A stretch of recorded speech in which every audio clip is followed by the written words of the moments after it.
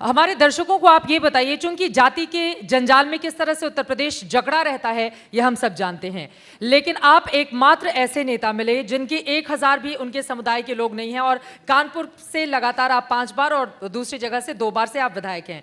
तो ऐसा क्या है सतीश महाना में कि जातियां पीछे हट जाती हैं और आपको वहां की जनता चुनकर विधानसभा भेज देती है? मैं एक निवेदन कर दूं कि मैंने दूसरी विधानसभा नहीं करी, मैं उसी विधानसभा से 7 बार हूँ।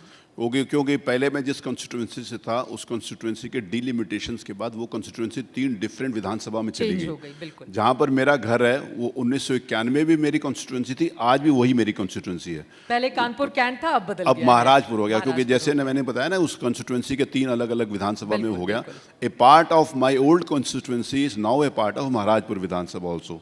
सो मैंने कॉन्स्टिट्यूंसी चेंज नहीं करी, क्योंकि जनरली मैं इस बात को मानता हूँ। मेरे को कभी किसी ने कहा कि आप कॉन्स्टिट्यूंसी चेंज कर लो, तो मैं कहता हूँ मैं कॉन्स्टिट्यूंसी चेंज नहीं करूँगा। जिस कॉन्स्टिट्यूंसी में मैंने काम किया उस क्षेत्र की जनता को ये अधिकार है मुझे नंबर देने का कि मैंने काम किया है कि नहीं किया। आप कॉन्स्टिट्यूंसी चेंज करके अगर दूसरी जगह जाते हैं, कभी इस बात का डर नहीं लगा कि इतनी जातियां हावी रहती हैं, हमारी जाति का तो कोई है नहीं, वोट पड़े नहीं पड़े क्या होगा? मेरी कॉन्स्टिट्यूंसी में कोई जाति नहीं है, कोई बिरादरी नहीं है, केवल एक बिरादरी और एक जाति है, वो विश्वास की है और विकास की है।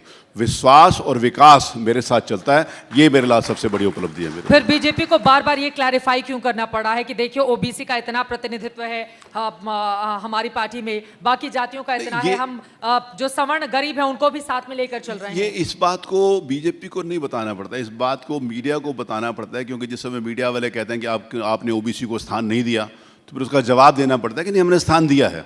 जिस समय आप पूछते हैं कि शेड्यूल्ड कास्ट को स्थान नहीं दिया, तो हमें बताना पड़ता है कि हमने स्थान दिया है। जब आप कहते हो कि उच्च जातियों को स्थान नहीं दिया, तो हमें बताना पड़ता है। जिस समय हम प्रधानमंत्री जी कहते हैं हम सबका साथ और सबका विकास करेंगे, तो हर वर्ग को लेकर चलना पड़ता है। इसमें किसी दूसरे राजनीतिक दल तुष्टिकरण करते हैं, वो केवल इस बात को कहते हैं हम इस फला जाति के लिए काम करेंगे। हमारे नेता कहते हैं कि हम सबके लिए बात करेंगे। मैं एक चैनल की बात करना चाहता हूँ, विद ड्यू रिस्पेक्ट। और उन्होंने एक माननीय प्रधानमंत्री जी जिस समय वो गुजरात के मुख्यमंत्री थे, उनसे पूछा आप इनके लिए क्या करेंगे।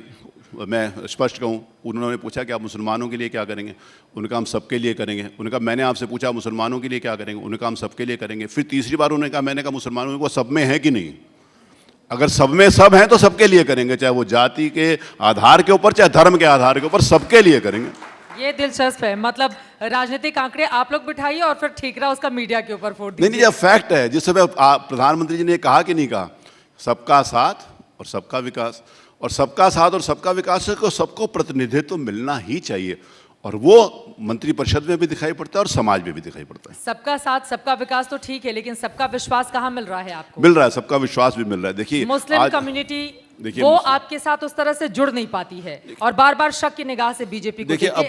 इस तरह की लगातार तमाम मीडिया रिपोर्ट। नहीं, किसी भी प्रकार का कोई शक नहीं रहना चाहिए। अगर हमारी गवर्नमेंट आने के बाद अगर अल्पसंख्यकों के लिए जो योजनाएं पहले आती थी उससे कुछ ज़्यादा ही आई होंगी।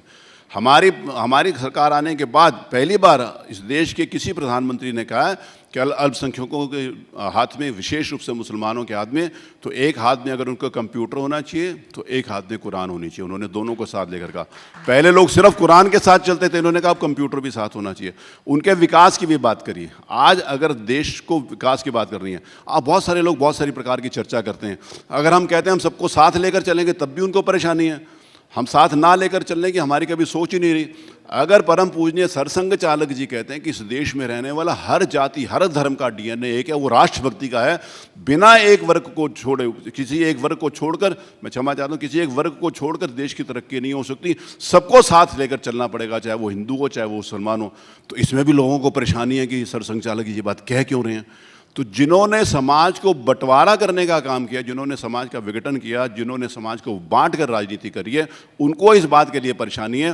भारतीय जनता पार्टी और संघ विचारधारा के लोगों के लिए स्पष्ट है कि इस देश में रहने वाला हर व्यक्ति किसी जाति किसी धर्म का हो, वो इस देश के विकास में अपना योगदान करे।